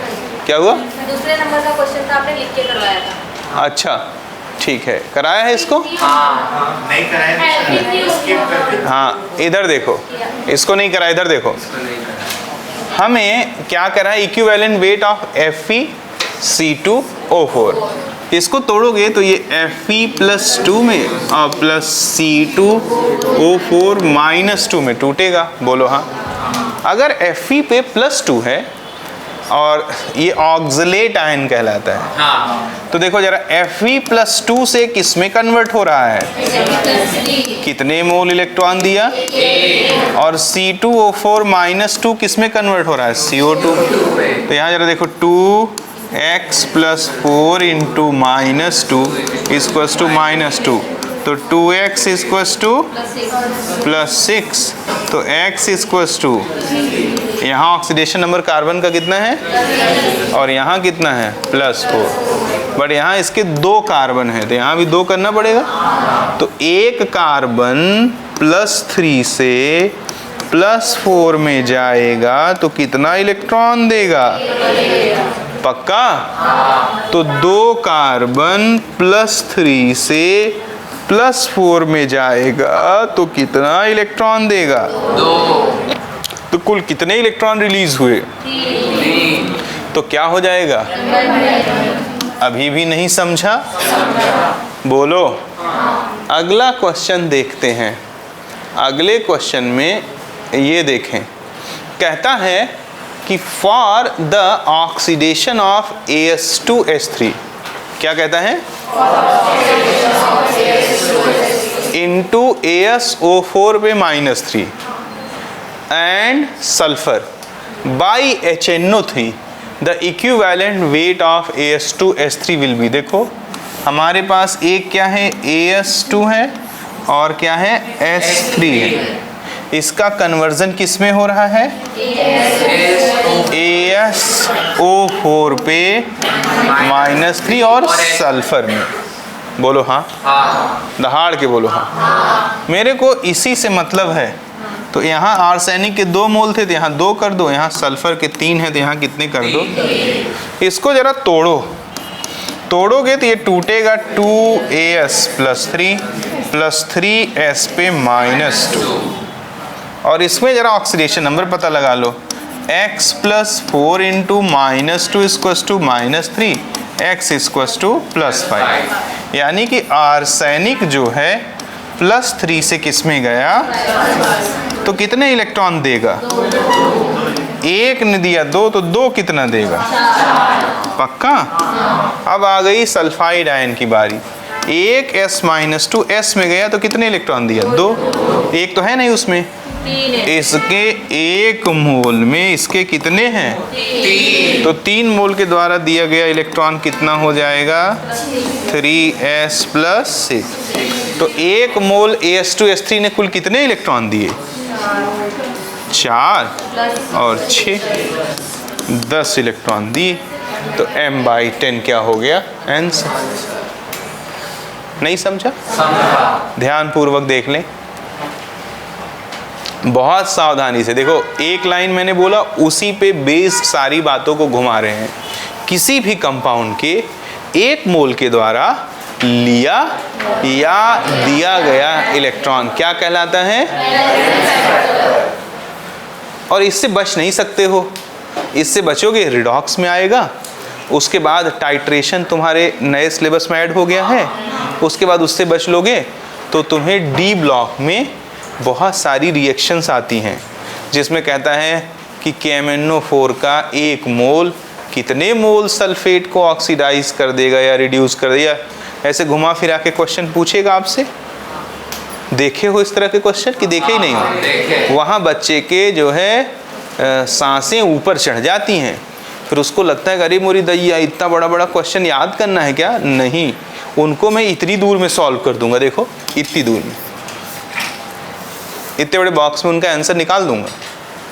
लेकिन उसके लिए आपको जो आज पढ़ा रहा हूँ वो आना चाहिए हर हाल में। मुझे मालूम है पहली बार पढ़ने पे थोड़ी तकलीफ़ होती है, लेकिन उसी चीज़ को अगर बच्चा घर जाए पढ़े, एक एक चीज़ देखे, फिर अपने डाउट्स कलेक्ट करे और अगले दिन मुझसे पूछ ले या मुझे बता दे, ग्रुप में मैसेज कर दे कि सर मुझे इन क्वेश्चनों में डाउट है। अगर 8, 10, 12 लोगों को डाउट हुआ तो अपन ऑनलाइन आ जाएंगे, डाउट बता देंगे। बट अगर वो ये सोचा कि यहाँ से गया, खाया, सोया और अगले दिन कॉपी खोला, ये कुछ भी समझ में नहीं आएगा। ये इन रास्तों से जब तक खुद नहीं गुजरोगे तब तक ये बातें परफेक्ट तरीके से कंट्रोल में आएंगी नहीं, और जब कंट्रोल में नहीं आएंगी तो मतलब ही क्या रह जाएगा इनको पढ़ने का। अगला क्वेश्चन है, अगला क्वेश्चन आप खुद से करके दिखाइए।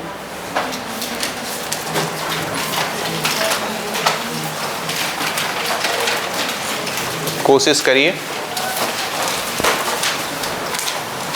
बीच वाले भी क्वेश्चन आपको ही करने हैं, बट उन्हें अभी नहीं करा रहा। अभी आज का टारगेट है सिर्फ और सिर्फ हर हाल में क्या सीख लेना, एन फैक्टर।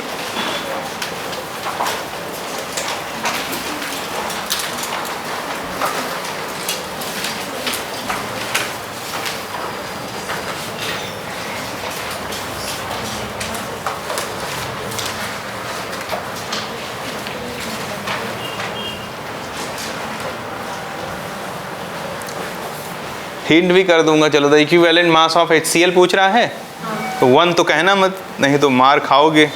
थैंक गॉड कि 1 दिया भी नहीं है। और इससे ये बात तो पता लग जाती है कि पीछे जो आपकी जानकारी है वो पर्याप्त नहीं है, क्योंकि इसमें अभी 99% बच्चा क्लास का HCl का equivalent weight, sorry valency factor कितना बोल देगा, 1। थैंक गॉड कि केमिस्ट्री में ऐसे क्वेश्चन उपलब्ध हैं जो इस बात के प्रमाण है कि प्रीवियस जानकारी पर्याप्त नहीं है। सर 5 वाला है 5/8 ओके। एक लोगों का आंसर आ गया, मिश्रा जी।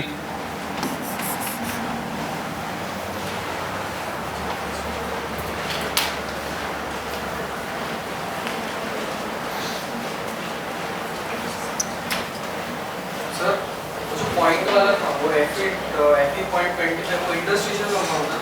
हाँ,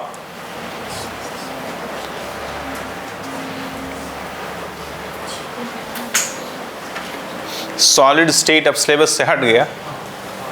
मेटल डिफिशिएंट था, इंटरस्टिशियल हाइड्राइड्स होते हैं। वैसे उसका एक क्वेश्चन बोल रहा हूं सर, मुझे आता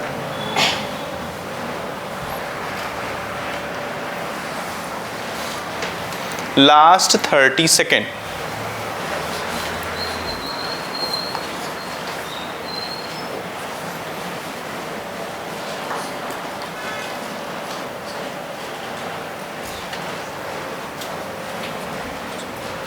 सेम वही क्वेश्चन है जैसे NaOH वाला था।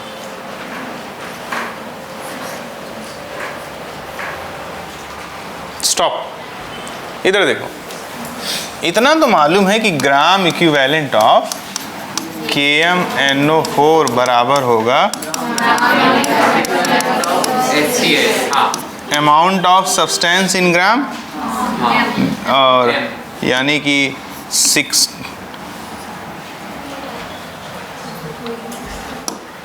यानी कि 16 into molar mass of HCl upon molar mass into n factor. ठीक है, तो वही तो हमको निकालना है। इधर आगे ग्राम इक्विवेलेंट यानी मोलर मास इंटू 2।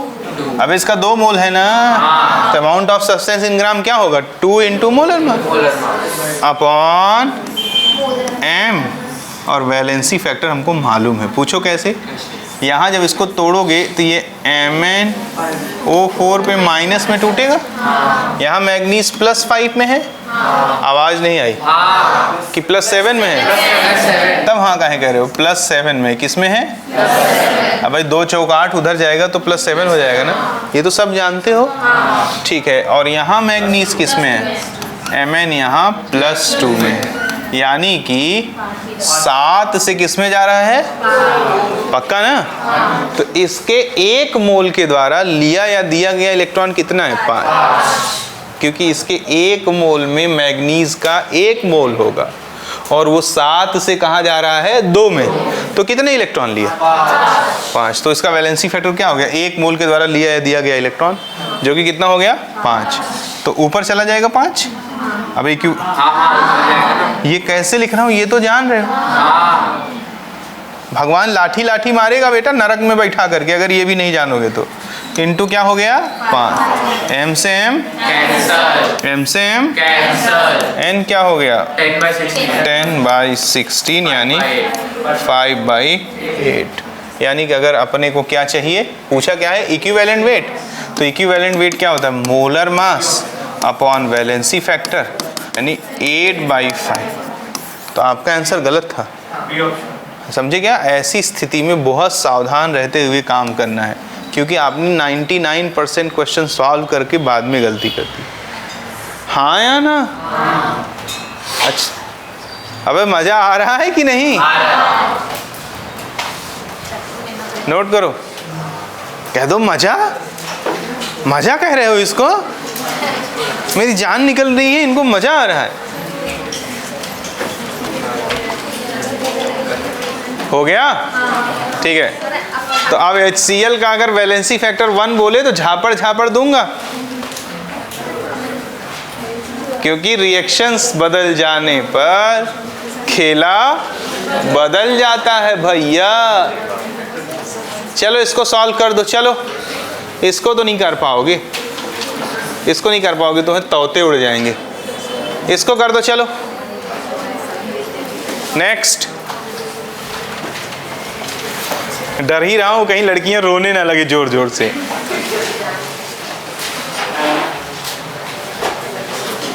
चलो समय दे देता हूं तुम्हें, कितनी देर का? 1.5 मिनट। बहुत आसान क्वेश्चन है।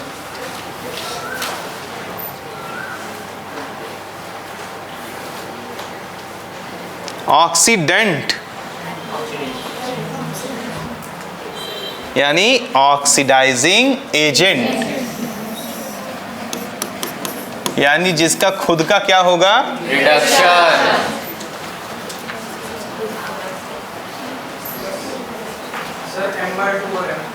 Is right answer, I think right answer.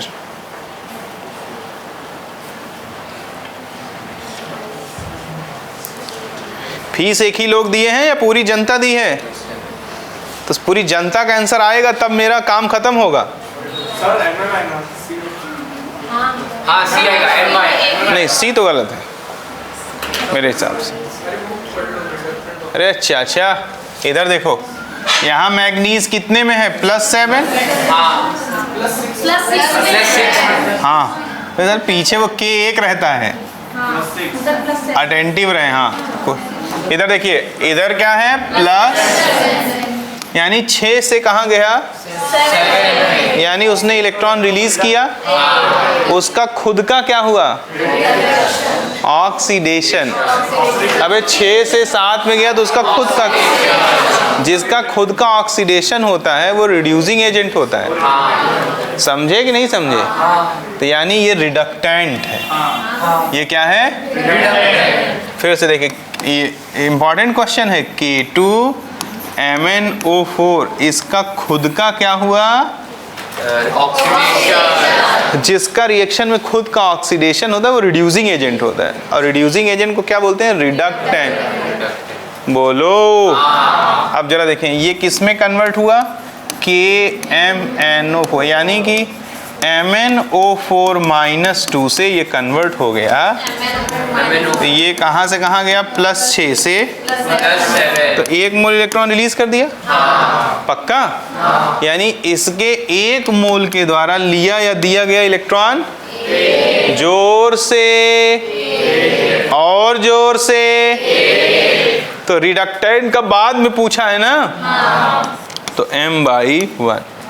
Oxidant का पहले पूछा, जब ये रिडक्टेंट हो गया दूसरा वाला अपने आप ही क्लियर हो गया, ऑक्सीडेंट होगा, बोलो हाँ। कितना %? हाँ, 100%। तो क्लोरीन कहाँ कन्वर्ट हो रहा है, Cl- में।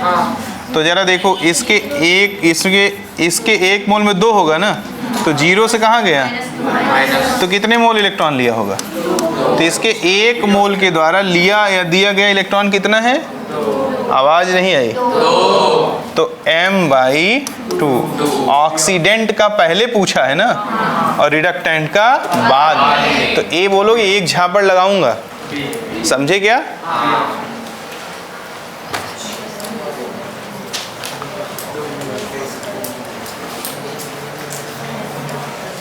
ये समझ नहीं है।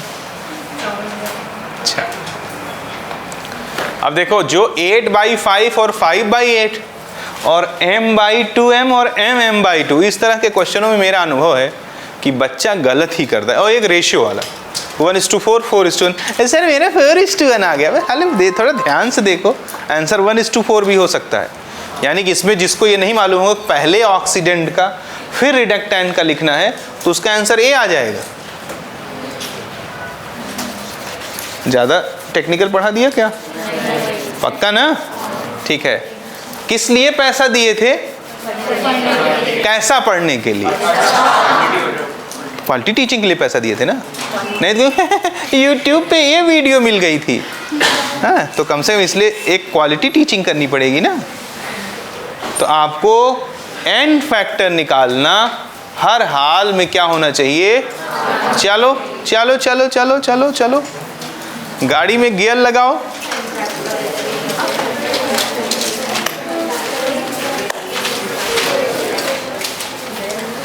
For the above disproportionation reaction n factor. अच्छा, रुको रुको रुको, मत करो, मैं बता देता। पहले तुम्हें बताया था डिस्प्रपोर्शनेशन रिएक्शन में अगर लिया और दिया गया इलेक्ट्रॉन सेम ना हो तो जरा गहरी सांस खींचना। कैसे? क्योंकि गहरी सांस नहीं खींचे तुरंत जो है बवासीर फैला दोगे। क्वेश्चन में इधर देखो, H3PO3 है, बोलो हाँ। यहाँ इसका ऑक्सीडेशन नंबर 3 × +1 + x + 3 × -2 = 0, x = +3। कहो हाँ। कितना %? हाँ। देखो, एकदम घबराओ मत, जरा भी मत घबराओ। मेरे पास इलाज है। अगर ऑक्सीडेशन नंबर जिन बेचारों के 1-2 को नहीं आता होगा, धीरे से मुझसे मिल लेना। इलाज है मेरे पास, सच में इलाज है। मंत्र पढ़ दूंगा ना, एक अंतर मंतर शैतानी खोपड़ा। इधर देखो, इधर है H3PO4। तो H3PO4 में फास्फोरस किस में है? 2 चौक 8, ये +5 में। और प्लस किस में बदल रहा है? इसमें फास्फोरस किस में है? -3। लोचा हो गया। ये फास्फोरस जो है एक बार क्या हो रहा है? ऑक्सीडाइज, और एक बार पक्का ना। तो ऐसी स्थिति में क्या लिया और दिया गया इलेक्ट्रॉन सेम है? नहीं। तो मैंने तुम्हें कुछ बताया था।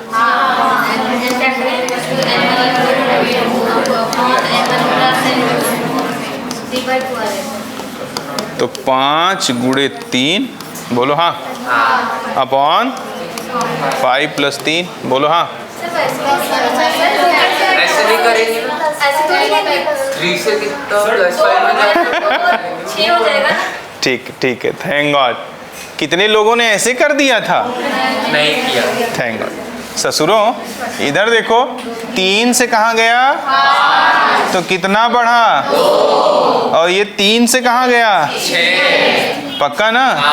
तो कितना हो गया ये? 6। पक्का ना? इसने 3 से -3 किया तो 6 इलेक्ट्रॉन लिया ना? तो 6 × 2 12, 4 3 12। ये तो मुझे नहीं लगता कि तुम्हारे सामने भी कभी आया होगा। क्या आया था? ये जब आता है बच्चा दांत चिबोड़ के भागता वहां से।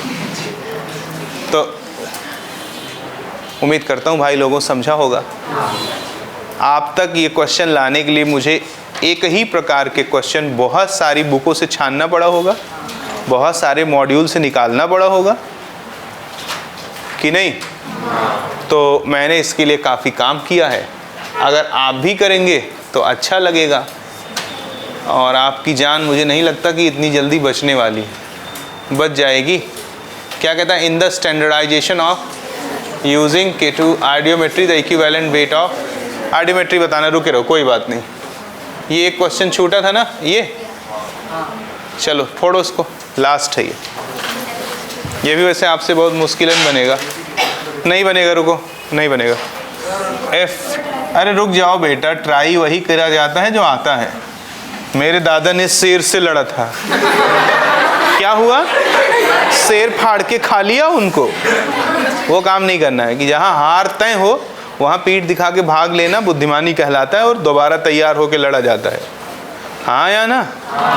तो Fe3O4 इक्विमोलर मिक्सचर होता है FeO और Fe2O3 का। ये बात शायद आपको ना मालूम हो, और अगर नहीं मालूम है तो इसमें कुछ नहीं कर पाते आप जरा देखिए, ये बात जानना बहुत इंपॉर्टेंट है। Fe3O4 होता ही नहीं, it is the equimolar mixture of FeO and Fe2O3। तो देखो यहाँ भी Fe2O3 है, यानी इस हिस्से में कोई परिवर्तन नहीं हो रहा है। बोलो हाँ। कोई चेंज नहीं हो रहा है। जो भी कुछ हो रहा है इसमें हो रहा है। तो Fe यहाँ किस में है? +2 में। और यहाँ Fe किस में कन्वर्ट हो रहा है? 2Fe +3 3O पे -2।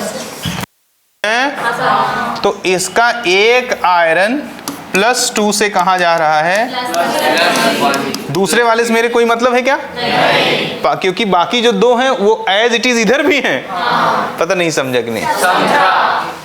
देखो Fe3O4 कुछ नहीं होता, एड़ा बनाने की चीज है। Fe एक बहुत इंपॉर्टेंट क्वेश्चन बनता है रिडॉक्स में कि calculate the oxidation number of each iron in Fe3O4। तो बच्चा निकाल देता है कितना? 8/3, जबकि गलत होता है। एक आयरन होगा जिसका +2 होगा, बाकी 2 आयरन होंगे जिनका +3 होगा।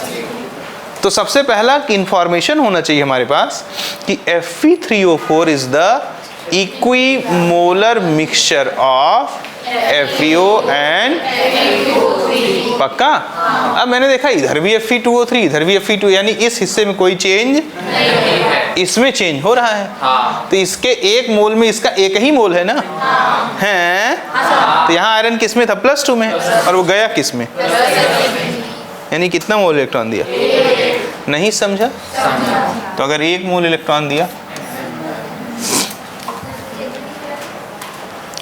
हाँ बोलो, मन की ऊधव मन की मनमा रही, बोलो। सर वो तो Fe2O3 तो इधर भी है, कुछ फर्क नहीं पड़ा, वो तो +2 आ जाएगा, मेरा वही है। +2 का फिर ये कहाँ गया? इसका मतलब कि इससे कोई लेना देना नहीं। एक आयरन है ना जो इसमें, मोल को मत देखो, क्योंकि ग्राम इक्विवेलेंट में मोल का कोई रोल नहीं समझा है। ये प्रोडक्ट में ये है ना, तो तुम ये कह जाने कि यही वाला है, ये वाला भी तो हो सकता है। बोलो पक्का? हाँ। ठीक है, बहुत प्यारा क्वेश्चन है ये। सारे क्वेश्चन बहुत ज़बरदस्त हैं। अगर आप इनको एक बार घर पे और सॉल्व करोगे तो भी आपको प्रॉब्लम आएगी। उस वक्त आप वीडियो देखें, और फिर भी प्रॉब्लम आए तो मैं दोबारा आपके लिए कल पूरे क्लास में डाउट लेने के लिए तैयार हूँ, मुझे कोई समस्या नहीं है। लेकिन अगर आप किए ही नहीं कुछ और सीधे मुंह उठा के चले आए, अभी मैं आपको पूरा डी ब्लॉक यहीं पढ़ा दूंगा, यानी डी ब्लॉक में अलग से छूंगा भी नहीं, याद रख लो। पूछो क्यों नहीं छुओगे? क्योंकि जब मैं पीरियोडिक टेबल पढ़ाऊंगा तो सारी फिजिकल प्रॉपर्टी डी ब्लॉक की वहीं पढ़ा देता हूँ। और जैसे ही मैंने मोल पढ़ाया तो K2Cr2O7 और KMnO4 की सारी रिएक्शन यही इक्विवेलेंट वेट में लपेट दूंगा। तो डी ब्लॉक में बचेगा क्या? 2 कौड़ी की बातें बचेंगी, वही कलर वगैरह NCERT से उसको कंट्रोल करा देंगे वो मेमोराइज करने पे, यानी स्टेबल ऑक्सीडेशन स्टेट कलर, जो याद करने वाली चीज़ें हैं वही बचेंगी, तर्क वाली चीज़ें समाप्त हो जाएंगी। तो अगर आप इसको नहीं पढ़ोगे तो आप मेरी रीड कमज़ोर करोगे, फिर आप रिडॉक्स में प्रॉब्लम झेलोगे, फिर आप डी ब्लॉक में प्रॉब्लम झेलोगे और मोल में थोड़ी बहुत प्रॉब्लम झेलोगे। ठीक है, अब आप ये भी देखना कि जो तथाकथित कोचिंगें हैं उनके मॉड्यूल का क्वेश्चन कल लूँगा, तो देखना कि आधे से ज़्यादा क्वेश्चन बिना पेन उठाए सॉल्व हो जाएंगे। समझे? तुम केवल धैर्य रखना, डर मत जाना। डर गए और एफर्ट नहीं किए तो बात बिगड़ जाएगी। अभी एलन का मॉड्यूल कराएंगे ही ना, इक्विवेलेंट वेट के किसी भी क्वेश्चन में इतनी सी ज़्यादा जगह नहीं लगेगी, इतनी जगह लगेगी, आई एम डैम श्योर। ये मैंने जो तुम्हें प्रैक्टिस लिया, ये मैंने सोचा कि एक स्टैंडर्ड लेवल का बढ़िया सा लेक्चर डिलीवर करते हैं, देखते हैं कि बच्चों को कितना अटेन होता है, कितनी चीज़ें वो पकड़ पाते हैं। इस साल का पेपर टफ आने वाला है, मेंटली प्रिपेयर रहिए। और पेपर टफ आएगा क्योंकि गवर्नमेंट की बहुत थू हुई है और कट ऑफ बहुत अनबन चला गया। पेपर की क्वालिटी इम्प्रूव होके आएगी, इसलिए आप क्वालिटी टीचिंग और क्वालिटी स्टडी में थोड़ा बिलीव रखिए। ठीक है, आज के लिए इतना पर्याप्त है। कोई ज़ीरो होमवर्क है, इन्हीं क्वेश्चनों को दोबारा आपको करना है बिना सॉल्यूशन देखे। ठीक है, आज की तो हाँ आज नहीं करेंगे, याद है मेरे को। ये कहाँ से शेयर होगा? अच्छा, फोटो खींच लो।